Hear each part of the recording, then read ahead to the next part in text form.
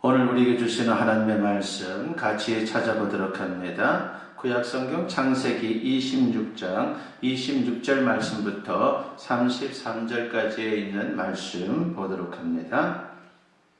찾으신 줄 알고 제가 봉독해 올립니다. 아비멜렉이 그 친구 아우삿과 군대장관 비골과 더불어 그랄에서부터 이삭에게로 온지라. 이삭이 그들에게 이르되 너희가 나를 미워하여 나에게 너희를 떠나게 하였거늘 어찌하여 내게 왔느냐. 그들이 이르되 여호와께서 너와 함께 계심을 우리가 분명히 보았으므로 우리의 사이 곧 우리와 너 사이에 맹세하여 너와 계약을 맺으리라 말하였느노라. 너는 우리를 해하지 말라. 이는 우리가 너를 범하지 아니하고 선한 일만 네게 행하여 네가 평안히 가게 하였음이니라. 이제 너는 여호와께 복을 받은 자니라. 이삭이 그들을 위하여 잔치를 베풀매 그들이 먹고 마시고 아침에 일찍이 일어나 서로 맹세한 후에 이삭이 그들을 보내매 그들이 평안히 갔더라.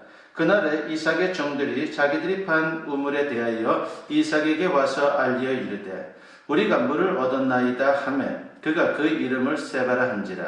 그러므로 그 성읍 이름이 오늘까지 부엘세바다라. 아멘. 오늘 이 말씀을 가지고 여러분과 같이 하나님의 은혜를 나누고자 합니다. 살벌한 세상에서 승리하려면, 최소한 살아남으려면 어떻게 해야 합니까? 물론 실력을 길러야 할 것입니다. 그렇다고 세상 사람들처럼 수단 방법 가리지 않고 경쟁하고 다투며 살아야 합니까?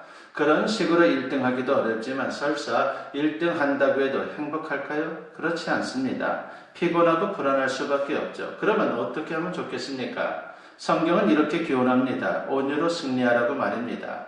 온유는 부드러운 것인데 험악하고 살벌한 세상을 살면서 어떻게 부드러움으로 승리할 수 있단 말입니까?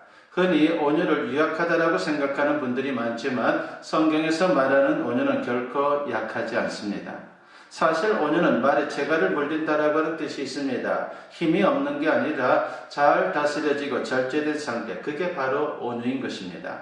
맹수가 방치되면 그 힘으로 파괴적일 수 있지만 조련사에게 잘 길들여지면 순한 양처럼 움직이게 되는 것입니다. 물도 마찬가지죠. 통제되지 못하면 홍수가 날 수밖에 없는 것이고 난리가 납니다. 그러나 댐을 세워서 물을 가두고 수문으로 조절을 하게 되면 전력도 생산하고 농사에 도움이 되는 그런 물도 공급받을 수 있고 그리고 우리의 또한 식생활에 필요한 그런 물도 잘 공급받을 수가 있습니다. 특별히 예수님의 말씀을 보면 온유함이 어떤 것인지 좀 더 깊이 이해할 수가 있습니다. 마태복음 11장 29절 말씀에 보면 나는 마음이 온유하고 겸손하니 나의 멍에를 메고 내게 배우라. 그리하면 너희 마음이 쉼을 얻으리니 라고 했습니다. 예수님은 온유하지만 약하지 않았습니다. 그분은 전능하신 하나님의 아들입니다. 그러나 그 힘을 절제하고 적절히 사용하신 그런 분이죠. 온유하신 예수님이 말씀하십니다. 나의 멍에를 메고 내게 배우라. 무슨 말입니까? 예수님처럼 온유해지려면 멍에를 메라고 하는 것입니다. 서로를 잘 제어하기 위해서 멍에를 맵니다. 이와 같이 우리도 예수님의 다스림을 받아야 한다라고 하는 것이죠. 그러면 힘이 있어도 함부로 휘두르지 않는 그런 인생을 살 수 있습니다. 적절하게 힘을 사용할 수 있는 것입니다. 그게 바로 성경에서 말하는 온유입니다. 성경은 분명히 말씀합니다. 온유는 결코 유약한 게 아니라고 말입니다. 사실 사람들이 몰라서 그렇지 역설적으로 부드러움 가운데 힘이 있다라고 하는 것입니다. 여러분 외유내강이라고 하는 말 알지 않습니까? 겉은 부드럽지만 속이 강하다는 뜻, 바로 그것이 외유내강입니다. 성경에서 말하는 온유가 바로 그런 겁니다. 그렇습니다. 진짜 온유에는 힘이 있습니다. 오늘 본문에 보면 이삭이 나옵니다. 그는 온유함으로 세상을 이기고 승리한 그런 하나님의 사람입니다. 진급주의를 통하여 우리 학생들뿐만이 아니라 우리 성도님들도 온유함으로 승리와 축복의 인생을 살아갈 수 있는 그런 아름다움이 충만할 수 있기를 간절히 축원합니다. 오늘 본문을 보면 이삭의 처한 현실은 너무나도 살벌했다라고 하는 것을 우리에게 소개합니다. 한마디로 약육강식의 세상이다라고 하는 것을 우리가 이 본문을 통해서 확인할 수가 있습니다. 이삭이 블레셋 그랄 지방에 거주하고 있을 때였습니다. 그는 하나님의 은혜로 거부가 되었습니다. 오늘 우리가 읽지는 않았지만 창세기 26장 12절부터 14절 말씀에 보면 이삭이 그 땅에서 농사하여 그 해에 100배나 얻었고 여호와께서 복을 주심으로 그 사람이 창대하고 왕성하여 마침내 거부가 되어 양과 소가 떼를 이루고 종이 힘이 많으므로 블레셋 사람이 그를 시기하여 라고 했습니다. 농사를 지었는데 100배의 수확을 거두었다는 것이죠. 그렇자 블레셋 사람들이 시기심이 발동하면서 텃세를 부리는 것입니다. 창세기 26장 15절과 16절 말씀을 보면 그 아버지 아브람 때에 그 아버지의 종들이 판 모든 의무를 맡고 흙으로 메웠더라. 아비멜렉이 이삭에게 이르되 네가 우리보다 크게 강성한 즉 우리를 떠나라 했습니다. 아브라함 때 구입한 땅에 우물을 파두었는데 그 블레셋 사람들이 그 우물을 메웠다라고 하는 것입니다. 그리고 블레셋 왕 아비멜렉이 노골적으로 떠날 것을 요구합니다. 이삭이 얼마나 억울하고 서러웠겠습니까? 그러나 거기서 싸우지 않죠. 이삭은 과감하게 그곳의 모든 생활을 청산하고 떠납니다. 그런데 그들의 행패가 거기서 그치지를 않았습니다. 가는 곳마다 쫓아와서 시비를 거는 것입니다. 그 당시 우물이라고 하는 것은 우리가 생각하는 이상으로 아주 중요합니다. 팔레스틴 내 거의 대부분의 땅은 사막지대이기 때문에 항상 물이 모자릅니다. 그래서 우물을 파서 물을 확보하지 않으면 사람도 살 수 없고 목축이나 농사도 불가능합니다. 우물은 그들에게 있어서 재산 목록 1호일 정도로 대단히 중요합니다. 신기한 것은 이삭이 이리저리 쫓겨다녔지만 가는 곳마다 땅을 파면 물이 솟아나는 은혜를 입었다라고 하는 것입니다. 그런데 토박인 블레셋 사람들은 물을 얻지 못했습니다. 신통이 날만도 합니다. 본문 20절 말씀을 보면 그날 목자들이 이삭의 목자와 다투어 이르되 이 물은 우리의 것이라 하며 이삭이 그 다툼으로 말미암아 그 우물 이름을 에색이라 하였으며 라고 했습니다. 블레셋 사람들이 이삭의 우물을 빼앗은 것입니다. 이삭이 그 우물의 이름을 그래서 에색이라 지었는데 히브리어로 다툼이라고 하는 뜻을 갖고 있습니다. 블레셋 사람들의 행패로 얼마나 그가 힘들었는지 우리가 충분히 짐작할 수 있는 것입니다. 이어서 본문 21절 말씀에 보면 또 다른 우물을 봤더니 그들이 또 다툼으로 그 이름을 신나라 하였으며 라고 있습니다. 다른 데 가서 또 우물을 봤는데 또 와서 그들이 괴롭힙니다. 그래서 우물의 이름을 신나라 지었는데 그 의미는 대적 그리고 원수라고 하는 뜻을 갖고 있습니다. 상황이 이쯤 되면요 보통 사람 같으면 우라통이 터질 겁니다. 죽기 살기로 싸울 수 있는 것이죠. 그런데 이삭이 어떻게 합니까? 그는 온유함을 잃지 않았다라고 하는 것입니다. 그들이 아무리 괴롭혀도 그는 인내하고 양보합니다. 그리고 선대합니다. 본문 22절 상반절에 보니까 이삭이 거기서 옮겨 다른 우물을 팠더니라고 했습니다. 또 옮기고 참으로 대단하다라고 하는 것을 우리가 알 수 있죠. 그런데 사실 이게 지혜로운 겁니다. 이삭도 인간인지라 얼마나 속이 상했겠습니까? 그래도 그는 풀 때가 있었습니다. 그는 비록 이리저리 쫓겨다니는 신세였지만 늘 하나님을 의지하는 하나님의 사람이었습니다. 그때마다 하나님께서 나타난 말씀으로 그를 위로해 주셨습니다. 본문 24절과 25절 상반절에 보니까 그 밤에 여호와께서 그에게 나타나 이르시되 나는 네 아버지 아브라함의 하나님이니 두려워하지 말라. 내 종 아브라함을 위하여 내가 너와 함께 있어 내게 복을 주어 네 자손이 번성하게 하리라 하신지라. 이삭이 그곳에 제단을 쌓고 여호와의 이름을 부르며 라고 했습니다. 그가 밤에 기도할 때 하나님께서 나타나셔서 함께 해주시고 축복을 약속하고 있습니다. 인간적으로 보면 힘들었지만 하나님이 그에게 힘이 되시고 보상이 되셨다라고 하는 것을 우리가 알 수 있습니다. 새 힘을 얻은 이삭은 하나님 앞에 감사의 제단을 쌓았습니다. 사실 답답하고 불안 상황에서 온유함으로 참을 수 있는 것은요 힘이 없으면 불가능한 것이죠. 만일 힘이 없어 짓눌리게 되면요 우라병이 생길 수밖에 없습니다. 온유는 하나님을 의지함으로 얻을 수 있는 절제된 힘이다라고 말할 수가 있습니다. 베드로전서 2장 19절과 20절에 보면은 부당하게 고난을 받아도 하나님을 생각함으로 슬픔을 참으면 이는 아름다우나 죄가 있어 매를 맞고 참으면 무슨 칭찬이 있으리요. 그러나 선을 행함으로 고난을 받고 참으면 이는 하나님 앞에 아름다우니라고 했습니다. 그렇습니다. 여기 보면은 하나님을 생각함으로 라고 하는 말씀이 나옵니다. 애매하게 고난을 당할 때 울분이 생기지만 하나님을 생각하고 십자를 생각하면 이겨낼 수 있다라고 하는 것입니다. 우리가 십자가 은혜에 연결돼 그 은혜를 기억하고 묵상하면 사람들에게 상처를 받거나 고통을 당해도 넉넉히 이겨낼 수 있고 용서할 수 있는 그런 하나님의 사람이 되는 것입니다. 구약에 나오는 요나를 잘 알지 않습니까? 참으로 하나님이 명령했을 때 그는 도망가는 자의 모습을 보였습니다. 그러나 요나에게 참으로 귀한 장점이 있었습니다. 그는 힘든 상황에서 하나님을 생각하는 그러한 참으로 하나님 중심의 인생이었다라고 하는 것이죠. 요나는 절체절명의 위기에서 하나님을 생각했습니다. 하나님을 생각하는 것이 구원입니다. 요나는 위기의 순간에 하나님을 생각함으로 구원의 축복을 받았습니다. 요나는 영혼이 피곤할 때 하나님을 먼저 생각했습니다. 풍랑에 시달리고 물고기 뱃속에서 잠도 잘 수 없고 피곤한 환경에서 영혼도 탈진한 상태에서 아무것도 의미를 느끼지 못하는 그런 여건에서 요나는 주님을 향해서 외칩니다.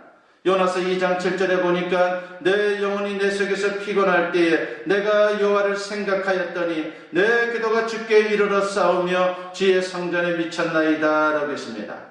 내가 여호와를 생각하였더니 여러분 이게 바로 축복인 것입니다. 보통 사람은 그런 상황에서 하나님을 생각하지 않습니다. 실패를 거듭하고 자신감을 상실한 사람은 도무지 앞길에 대해 아무것도 생각할 수 없는 그러한 자리에 이른다라고 하는 것입니다. 그래서 부정적인 생각이 머릿속을 채우게 되는 겁니다. 그런데 요나는 역경에서도 하나님을 생각했습니다. 여러분 절망의 순간 어둠 속에서도 하나님이 먼저 생각나시기를 바랍니다. 하나님을 생각하는 성도들이 되시기를 바랍니다.